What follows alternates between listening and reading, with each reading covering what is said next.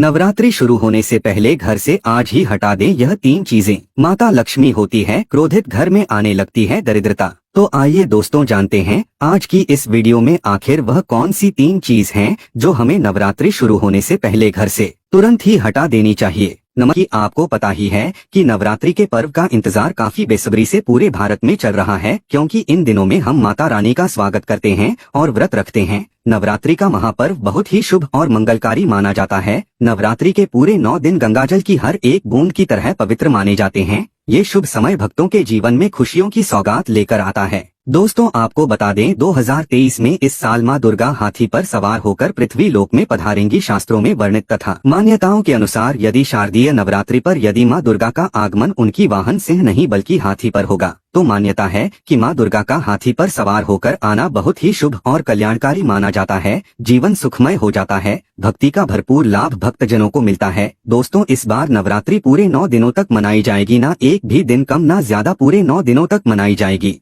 माँ शेरों वाली की विशेष रूप से पूजा आराधना की जाएगी। शारदीय नवरात्रि का महापर्व भी इस बार 2023 में 15 अक्टूबर दिन से शुरू होकर 23 अक्टूबर सोमवार के दिन समाप्त होंगे। ऐसे में शारदीय नवरात्रि पर माँ दुर्गा की कृपा पाने के लिए कलश स्थापना का शुभ मुहूर्त है। 15 अक्टूबर को दिन में 11:44 से दोपहर 12:30 तक कलश स्थापना का शुभ मुहूर्त रहेगा। मुहूर्त में की गई पूजा बहुत ही शुभ मानी जाती है। इससे समस्त देवी देवताओं की कृपा प्राप्त होती है और पूजा पाठ का फल कई लाख गुना प्राप्त होता है।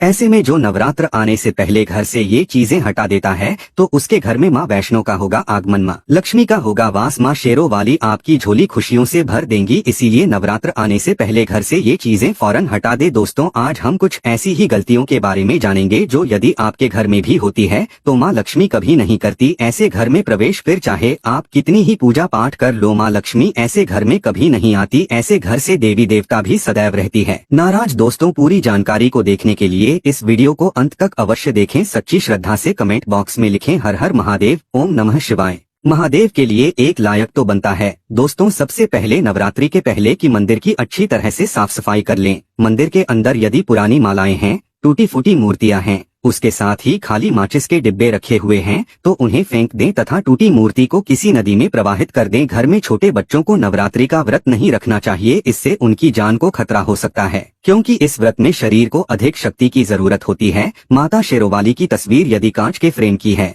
और वो कांच हल्की सी भी यदि टूटी हुई हो तो ऐसी कांच को बदल वाले या ऐसी तस्वीर को जल में विसर्जित कर दे। टूटी मूर्ति की पूजा करने से, टूटी तस्वीर की पूजा करने से आपकी वृद्धा व्रत आदि सब टूट जाता है, आपका व्रत खंडित हो जाता है। दोस्तों नवरात्रि के 9 दिन बहुत ही पवित्र होते हैं। नवरात्रि के इन 9 दिनों में आचार विचार और घर को साफ सुथरा और पवित्र रखना अति आवश्यक है। इसीलिए नवरात्रि के 9 दिनों में ब्रह्मचर्य का पालन किया जाता है और तामसिक भोजन ग्रहण नहीं किया जाता। नवरात्रि के 9 दिनों में माता रानी के भक्तों को प्याज, लहसुन, मांस, मदिरा और अंडे से दूर रहना चाहिए। अधिकतर भक्त इन नियमों का पालन भी करते, किंतु वो एक गलती कर बैठते हैं। वो नवरात्रि के 9 दिनों में अपने घर इन चीजों को रख लेते हैं। ऐसा भूल कर भी नहीं करना चाहिए। भागवत पुराण के अनुसार नवरात्रि के 9 दिनों तक माता रानी अपने भक्तों के घर में वास करती है। यदि आप भी चाहते हैं कि माता रानी आपके घर में वास करें तो आप अपने घर के वातावरण को पवित्र रखें और नवरात्रि शुरू होने से पहले ही अपने घर से प्याज, लहसुन, मीट, अंडा और मदिरा को बाहर निकाल दें।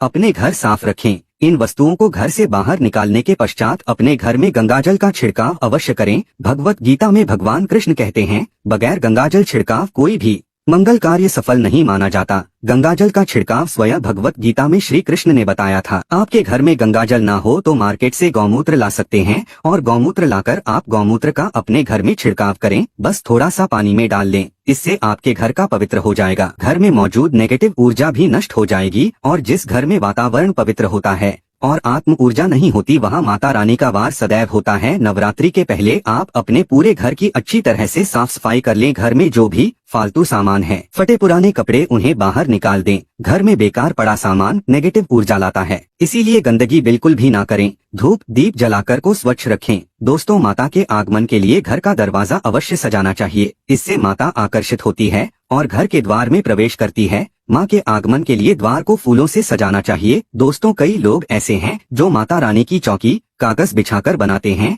जो कि बिल्कुल गलत माना गया है। माता की चौकी के लिए आप नीचे लाल कपड़ा ही बिछाएं। काला कपड़ा और सफेद कपड़ा भूलकर भी नहीं बिछाना चाहिए। ध्यान रखें कपड़ा नहीं होना चाहिए। दोस्तों, यदि आपके घर में देवी देवताओं की खंडित मूर्तियां या फटा हुआ चित्र यदि हो तो उसे किसी पवित्र नदी में विसर्जित कर दी, क्योंकि ऐसी मूर्तियां और चित्र दुर्भाग्य लाती है। देवी देवताओं की खंडित मूर्ति की पूजन न करें और न ही उन्हें घर में रखें, क्योंकि उन्हें घर में रखना बुरा माना जाता है। दोस्तों, वही अधिकतर लोग अपनी छत पर या अपने घर के मुख्य दरवाजे के आसपास कबाड़ इकट्ठा कर देते हैं। ऐसा करना अशुभ माना जाता है। यदि आप अपने घर में घर के मुख्य दरवाजे पर या छत पर या फिर खासकर घर के उत्तर दिशा में कबाड़ इकट्ठा कर दिया है, नवरात्रि शुरू होने से पहले उस कबाड़ को घर से बस यही निकाल दें। दोस्तों, यदि आपके घर कोई भी बंद घड़ी है तो नवरात्रि शुरू होने से पहले उसे अपने घर से हटा दें और नई गाड़ी ले आए या उसकी मरम्मत करवा लें। गली को प्रकृति का प्रतीक माना जाता है। बंद घड़ी समय से पीछे चलने वाली हमारी प्रकृति में बाधा डालती है, इसीलिए नवरात्रि शुरू होने से पहले ही आप बंद घड़ी को घर से बाहर निकाल दें। दोस्तों, यदि आपके घर के मंदिर में किसी भी तरह का कोई फालतू सामान रखा है,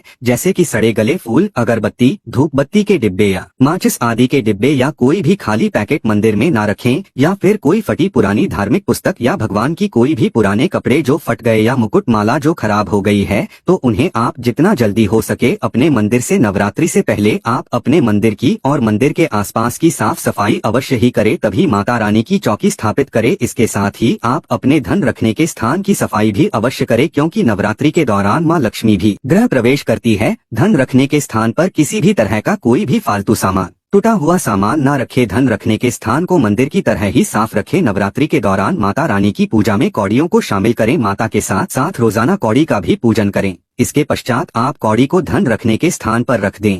ऐसा करने से बरकत सदैव होती है। यदि आपके पास पुराने जूते चप्पल इकट्ठे हो गए हैं तो नवरात्रि से पहले उन्हें घर से बाहर निकाल दें। पुराने जूते चप्पल की अशुभता के कारण ही घर में नेगेटिव ऊर्जा आती है और घर में अशांति और कलह का माहौल रहता है। नवरात्रि आने से पहले घर से जाला निकालना ना भूलें। यदि जिस घर में जाला है उस घर में माता रानी कभी वास नहीं करती। साथ ही साथ टूटे फूटे बर्तन यदि घर में पड़े हैं या टूटा हुआ आईना भी यदि घर में हो तो उसे भी निकाल दे। घर में टूटे फूटे ईंट पत्थर भी नहीं रखना चाहिए, इससे माँ लक्ष्मी नाराज हो जाती है। अब हम जानते हैं नवरात्रों के दौरान क्या नहीं खाना चाहिए और क्या नहीं पीना चाहिए और कौन सा फल खाने से व्रत संपूर्ण और सफल हो जाता है। दोस्तों, हमारे चैनल को सब्सक्राइब अवश्य करें और बेल आइकन को दबाना ना भूले। तो आइए शुरू करते हैं। दोस्तों, नवरात्रि के दिन सेब अवश्य खाना चाहिए। शास्त्रों में बताया जाता है कि भगवान के भोग में सेब आदि अवश्य अर्पित किया जाता है। यदि आपका व्रत है तो आपको सेब अवश्य खाना चाहिए। केला, पपीता, तरबूज और मीठे अंगूर अवश्य खाना चाहिए। इन फलों से व्रतधारी को शक्ति मिलती है, व्रत संपूर्ण हो जाता है। शास्त्रों में बताया जाता है कि नवरात्रों के दिनों में सीताफल अवश्य खाना। सीताफल खाने से 10 ऐसी बीमारियां हैं जो खत्म हो जाती हैं। माना जाता है कि नवरात्रों के दिनों में सीताफल का घर में प्रवेश होना बड़ा ही शुभ माना गया है। सीताफल खाने से नवरात्रि का व्रत सफल हो जाता है, क्योंकि इसमें माता सीता का आशीर्वाद मिला हुआ होता है। नवरात्रि के दौरान इसे जो भी खाता है उसे दुखों का सामना नहीं करना पड़ता। सीताफल आपको अवश्य खाना चाहिए। दोस्तों, नवरात्रों में व्रतधारी को डब्बा बंद लस्सी, डिब्बा बंद जूस पीना चाहिए। उसमें कई केमिकल मिले होते हैं जिसके कारण आपका व्रत टूट सकता है। जब भी आप फलों का जूस पिए तो याद रखें उसमें नमक ना डालें, नहीं तो ब्लड टूट जाएगा। साथ ही साथ जूस में बर्फ भी नहीं डालना चाहिए। फलों का सादा जूस पीने से व्रत सफल होता है। दोस्तों, नवरात्रि के दौरान सिंघाड़े का आटा या कुट्टू का आटा खाने से पहले ये देख लें कि आटा पुराना नहीं होना चाहिए, क्योंकि पुराने आटे में कीड़े वगैरह बढ़ जाती है। इसके कारण आपका व्रत टूट सकता है, क्योंकि ये छोटे छोटे कीड़े हमें दिखाई नहीं देते और आपके मुंह तक पहुंच जाते हैं। ऐसा आटा खाना मतलब कीड़े-मकोड़ों का मांस खाने के बराबर माना गया है। दोस्तों, नवरात्रि के दौरान आप शाम के समय खाने में दही ले सकते हैं, आलू वगैरह खा सकते हैं, साबूदाने की टिकिया बनाकर खा सकते हैं,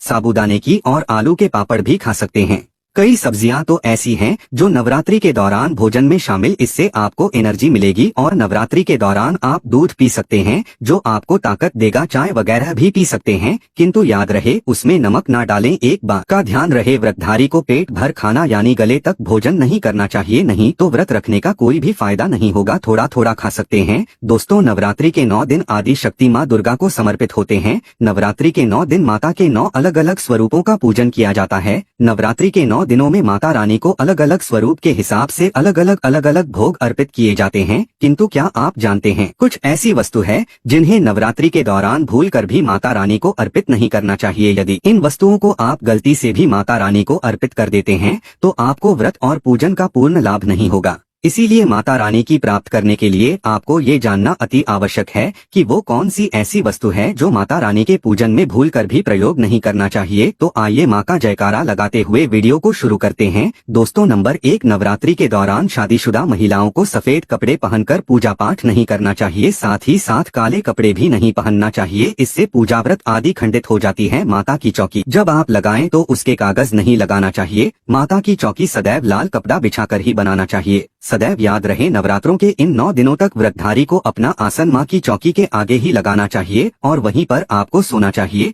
मंदिर को नवरात्रों के दौरान अकेला नहीं छोड़ा जाता, बहुत ही अशुभ माना जाता है। इससे दुर्गा माता नाराज हो जाती है और सदैव के लिए चली जाती है। दोस्तों, नंबर 2, नारियल।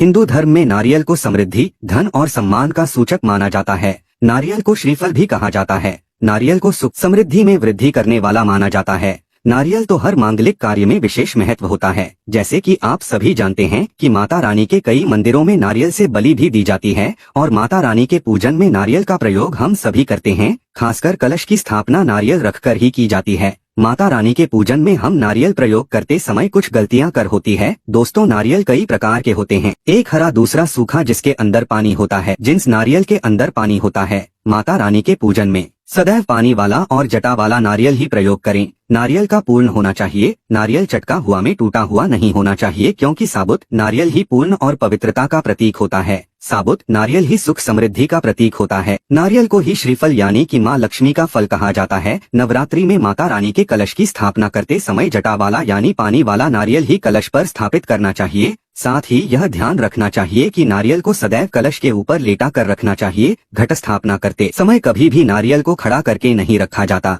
नारियल को सदैव लेटाकर कलश के ऊपर रखा जाता है। साथ ही नारियल को स्थापित करने से पहले आप नारियल को लाल कपड़े में लपेटकर उस पर और फिर लाल चुनरी उड़ाकर आप नारियल कलश के ऊपर स्थापित करें। शास्त्रों के अनुसार कलश के ऊपर जब सही तरीके से नारियल रखा जाता है और सही प्रकार का नारियल रखा जाता है, तभी ही व्रत और पूजन का पूर्ण फल प्राप्त होता है। ये भी ध्यान रहे कि महिलाएं माता रानी को नारियल अर्पित तो कर सकती है, किंतु कभी भी माता रानी के सामने नारियल को भूल कर भी ना तोड़े, क्योंकि नारियल बीज रूप होता है और स्त्रियां बीज रूप से ही शिशु को जन्म देती है। इसलिए कभी भी महिलाओं को नारियल तोड़ना चाहिए। दोस्तों, नंबर 3, लौंग। लौंग हम सभी माता रानी के पूजन में प्रयोग करते हैं, किंतु लौंग का प्रयोग करते समय एक बहुत बड़ी गलती कर बैठती है। सदैव ध्यान रखना चाहिए कि माता रानी को सदैव फूल वाली लौंग ही अर्पित करना चाहिए। जिस लौंग के ऊपर फूल नहीं होता या फिर जिस लौंग के पीछे लकड़ी की डंडी नहीं होती, उसको आप माता रानी के पूजन में भूल कर भी प्रयोग न करें। फूल वाले लोगों को ही पुण्य माना जाता है और रानी के पूजन में कोई भी अपूर्ण वस्तु, कोई भी खराब वस्तु या टूटे हुए अक्षत प्रयोग नहीं करना चाहिए। इसीलिए सदैव माता रानी के पूजन में फूल वाली लौंग का ही प्रयोग करें। दोस्तों, नंबर 4, तुलसी के पत्ते अर्पित नहीं करने चाहिए। माँ दुर्गा के पूजन में तुलसी पत्र का प्रयोग करना वर्जित माना जाता है। तुलसी पत्र के अलावा मामला भी माता रानी को अर्पित नहीं करना चाहिए और दुर्गा भी माता रानी को अर्पित नहीं करना चाहिए। दुर्गा भगवान श्री गणेश अति प्रिय है। नवरात्रि में आप भगवान गणेश को दूर्वा अर्पित कर सकते हैं। भगवान विष्णु जी को तुलसी के पत्ते अवश्य अर्पित कर सकते हैं, किंतु माता रानी को भूलकर भी तुलसी के पत्ते या दूर्वा अर्पित ना करें। माता रानी को सफेद फूल भी अर्पित ना करें। माता रानी को सदैव लाल रंग के फूल अर्पित करने चाहिए। लाल रंग के फूल माता रानी को अति प्रिय है। खासकर माता को गुड़हल और कमल के फूल अति प्रिय। शास्त्रों में बताया जाता है कि घर में माता रानी की 2 या फोटो नहीं होने चाहिए। इस बात का भी आप विशेष ध्यान रखें कि माता रानी के पूजन में कोई भी खंडित चीज प्रयोग ना करें। पंडित चीज जैसे कि चटका हुआ या टूटा हुआ दीपक या फिर अटका हुआ कोई बर्तन। साथ ही ये भी ध्यान रहे कि लोहे के और प्लास्टिक के बर्तन आप माता रानी के पूजन में प्रयोग ना करें, क्योंकि प्लास्टिक के चाइनीज बर्तन हड्डियों के पाउडर से मिलकर बनते हैं। ऐसा ना करें।